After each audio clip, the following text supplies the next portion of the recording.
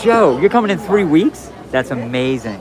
So does that put you in the very beginning of October? Are you doing the Halloween party, Joe? I gotta know, because we're making plans to get there to stream it. And while you're down here, love to come across you and meet you and say hi, buddy. Hello everyone, and welcome to Kilimanjaro Safari. Before you begin your trip, you should know that the unpaved roads... And Landon's on, our third moderator. It is here we go. Landon, you're my good luck charm, buddy. Your patience. All right, we've made it on. Animals must have cleared the way.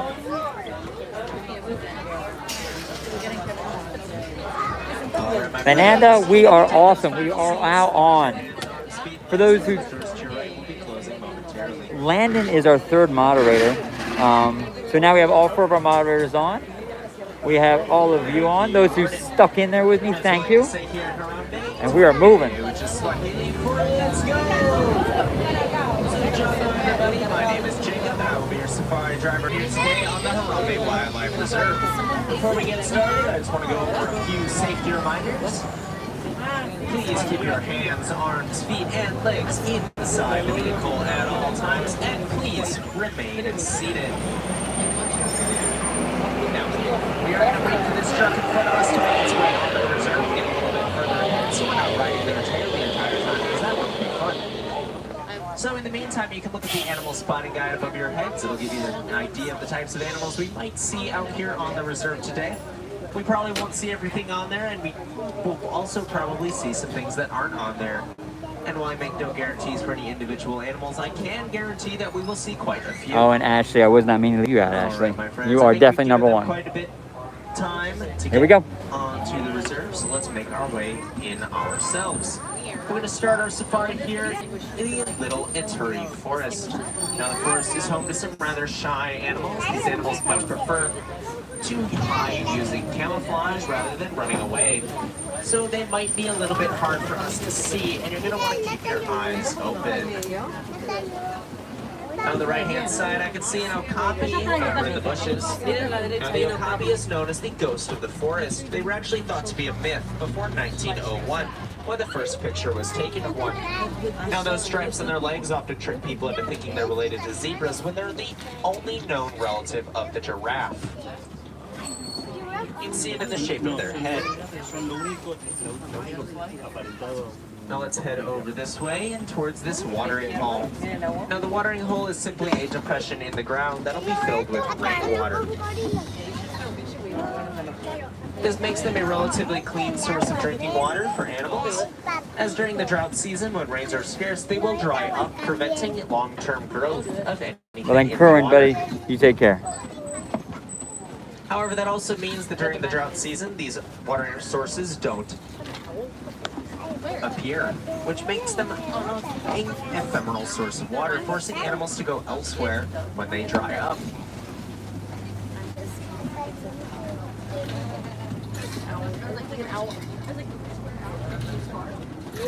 Let's see what else we can find around here. Oh, I can see some tracks on the left-hand side. That might indicate there's some animals over in this direction. In fact, I think I can see a few up ahead.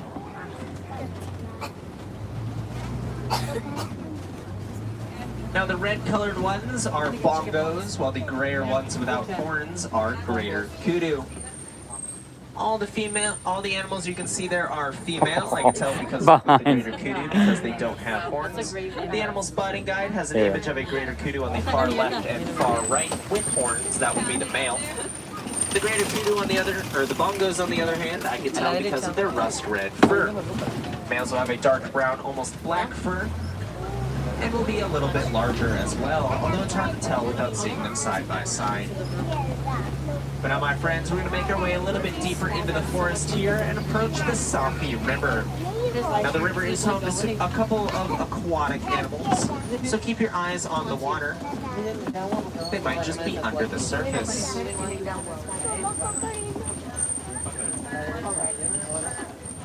Yes, there are birds. These are pink-backed pelicans, but I can also see some Nile hippos behind us.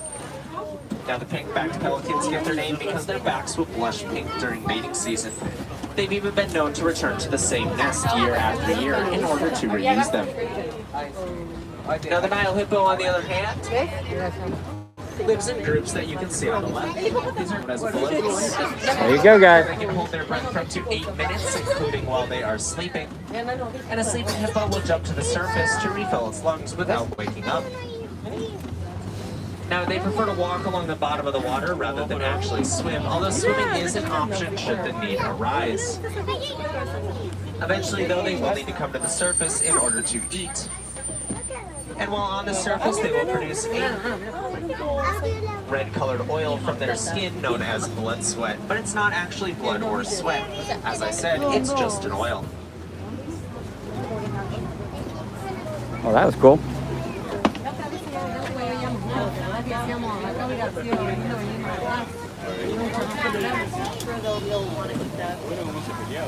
Now on the left-hand side, I'm seeing some Nile crocodiles over there.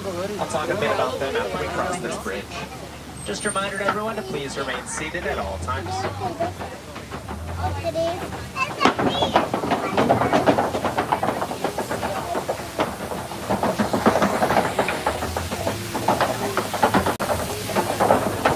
Now the Nile crocodile is one of the largest reptiles in the world, known for their incredibly strong bite, which is created by many, many muscles, with one job: to close that mouth as fast and as hard as possible, and then keep it closed. On top of that, they also have something known as dermal pressure receptors, pits in their skin full of nerves. These nerves will detect small pressure changes in the water around them, letting them know if there's an object nearby, even if they can't see it. This can let them navigate dark and murky water, where their eyes may be obscured.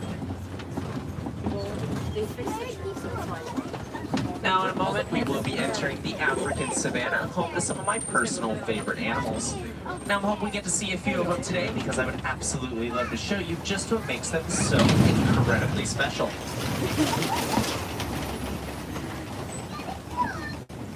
Now as we make our way down the hill, you might notice that the grass on the left-hand side is a little short. I don't think anyone's mowing the lawn out here on the African savanna, so how is that happening? Well, as it turns out, many of the animals that live out here are grazers, which means that they eat grass. So as they eat, they're going to continuously chew down that grass, keeping it nice and short. Something similar is actually happening with the trees up above. The animals that eat the leaves from the trees are known as browsers. And they'll eat as high as they can, creating these nice umbrella-shaped structures out of the leaves they cannot reach, leading to a nice blanket of shadow underneath, providing protection from the sun. Now on the left-hand side are some African painted dogs. They are some of the most successful hunters on the African savanna, with a roughly 90% success rate due to their pack hunting tactics, where if one of them makes a mistake, the others can compensate for it. Now they are named for that fur coat, which looks like somebody splashed paint on them. Just a reminder to everyone, please remain seated at all times. Now they are not hyenas. Hyenas are actually more closely related to cats. Now on the right-hand side is an eland, the largest antelope species in the world. Now when the elands walk, the tendons in their knees slip over the bones, creating a very distinctive clicking noise. This clicking noise lets other elands know that they're nearby, allowing them to avoid territory disputes, as they will often have overlapping territory. You'll also notice that flap of skin on the underside of the neck. That is known as a dewlap. Kerwin, nice your stand, buddy. The dewlap has blood flowing through it, and as the blood flows through the dewlap, it will get cooled off by things like the wind. As that blood continues to circulate around the rest of the animal, it will continue to cool the animal as a whole.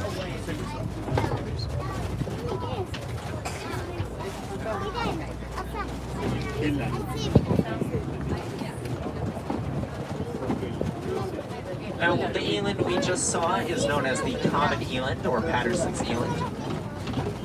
And there are various other species of eland as well.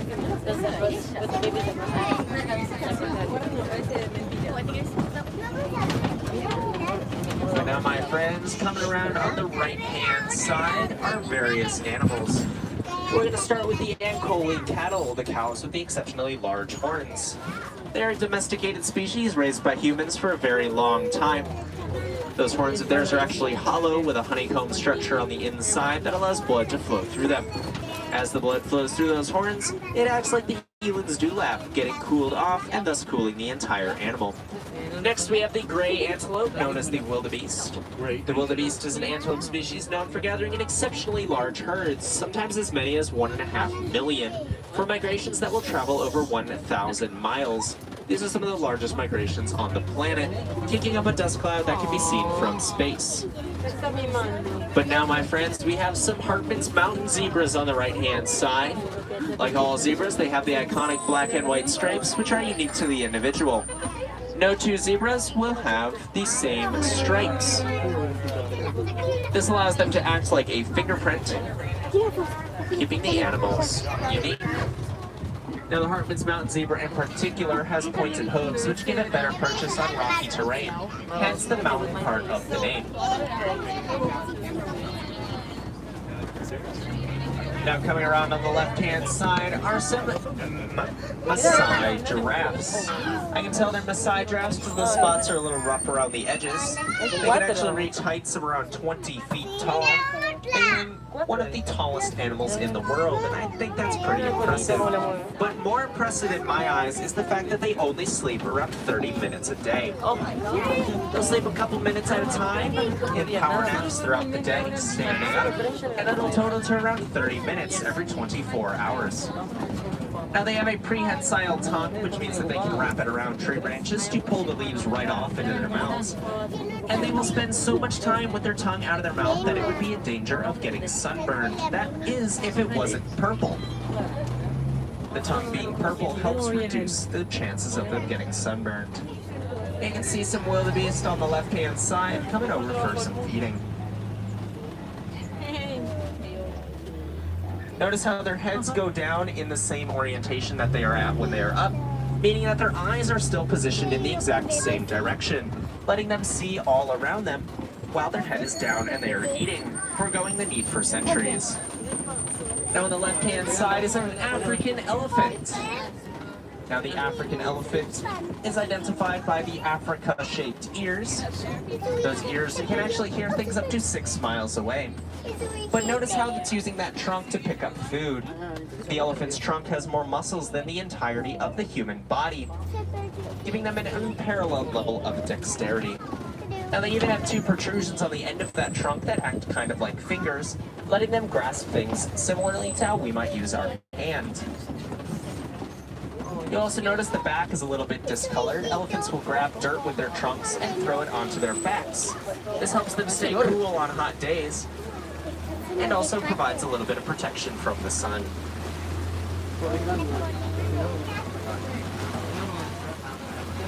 Now, on the left-hand side are some greater flamingos. Now, like all flamingos, they are known for that amazing pink color. It comes from the beta-carotene in the shrimp that they eat, giving them that amazing pink color. It takes about 2 years for that color to come in full, so if you see any not pink flamingos, they're less than 2 years old. Now, when gathered in a group like this, they are known by a special group name. Now, we've already encountered a bloat of hippos, a dazzle of zebras, and a tower of giraffes, which are all fun names for animals. But the flamingos have one of my favorites because I think it suits them perfectly. A group of flamingos is a flamboyance.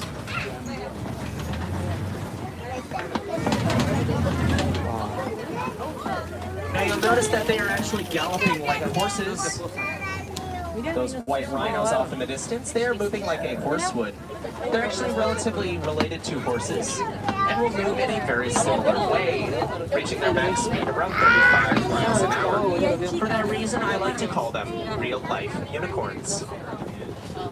But those were white rhinos. I can tell because I caught a glimpse of their wide lip. That wide lip is actually the reason they're called white rhinos, but in a roundabout way. They were originally known as wide rhinos in the language of Afrikaans in reference to that wide lip. However, the Afrikaans word for wide sounds a lot like the English word white, leading to a little bit of confusion during translation. Wow, guys, hang on, this is good. Now, on the left-hand side are some cheetahs, the fastest land animal on the planet, able to travel at around 60 miles an hour. Now they can't do so for long, only traveling about the length of 3 football fields before they need to stop and take a nap. But nonetheless, it is quite impressive. Part of the reason they can reach such impressive speeds is because of their claws. Those claws will dig into the ground, giving them a lot of extra traction, similar to an athlete wearing cleats. When most cats run, they retract the claws so that they don't get caught on anything. But the cheetahs want to get caught on the ground so they can pull themselves forward even more. Now in front of us are some Kobe rocks, a natural rock formation that many animals will use as either a lookout point or a source of shade due to their height. Those tall rocks give wonderful sight lines and long shadows, leading to that dual purpose. Now I want to talk a little bit more about the white rhinos. They live in groups known as a crash and are very social. Now, like all rhinos, they have those horns on their faces, and while many cultures believe those horns to have magical properties, they unfortunately do not. Those horns are made of keratin. Keratin is the same material as our hair and fingernails.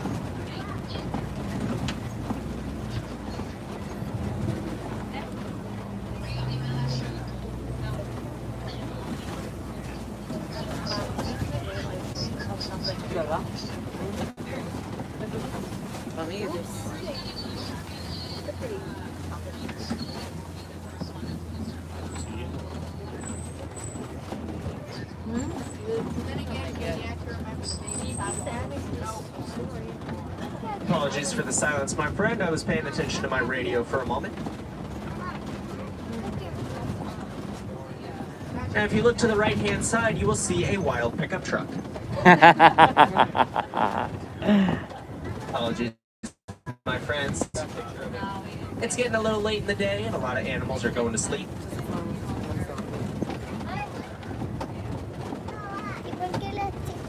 Boom, and on the right-hand side, I can actually see some ostrich eggs. Now, ostriches do lay the largest eggs in the world, as they are the largest birds. Now, you might want to make some omelets out of eggs that large, but you'd have a bit of a challenge on your hands, as those egg shells are thick enough to withstand the weight of a fully grown human standing directly on top of them. Now, in a moment, my friends, we will be entering Magadi Glen, home to my favorite place on the reserve, Warden Post 20.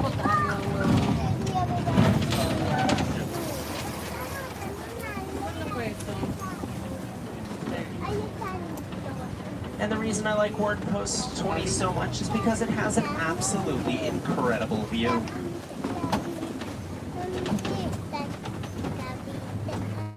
It has a nice little geyser and waterfall section off to the right-hand side. But I also want to draw attention to that yellow structure in the yard on the left. I'll talk about that a little bit in a moment. But for now, just enjoy the beauty of nature.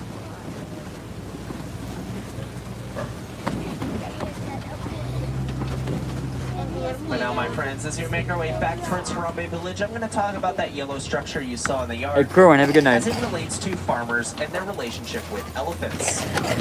For a while, those relationships were pretty terrible, as those elephants are quite large and quite smart, and that meant that fences were not very effective against them. They would often trample crops, leading to angry farmers who were looking for solutions. Now, unfortunately, the solutions they found initially were not very good for the elephants. So some new solutions were needed, and that's where those yellow structures came in. As it turns out, some scientists were doing some research and discovered that elephants have a unique warning call that they will only use in the presence of bees. Turns out elephants are absolutely terrified of bees, and I don't blame them because bees are scary. But because of this, farmers started integrating beehives like that yellow box structure we saw back there into their farms to help keep the elephants away. And it worked like a charm. Those elephants wanted nothing to do with those beehives and would stay away from the farms, keeping the crops safe from the elephants safe from the humans, and letting those humans make more money by selling honey. This boost to their income actually helps the elephants as well, as the boost to the nearby economies actually helped to reduce poaching.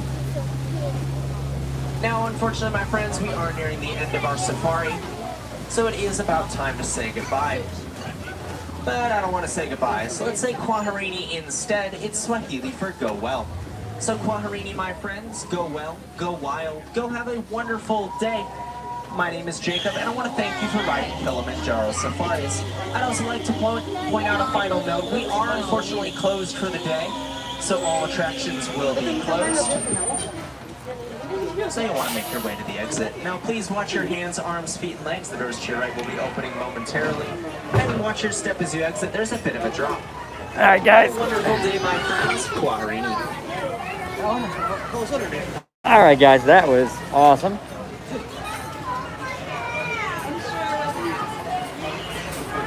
I can't, you gotta walk for a minute. All right, so I tried. I think we were right. I think end of the day, animals were active. I don't know if you saw the running rhinos, but they were running down the road, which was pretty cool. But we saw cheetahs and giraffes and elephants and all kinds of other animals I forget the names of. But listen, that was awesome. I appreciate you guys joining us. Listen, we're on our way. We're not done yet. We're not done yet. We're in the back of the park. Park is closed, so the rides are closed, but Animal Kingdom is a park that it just is beautiful in its own right.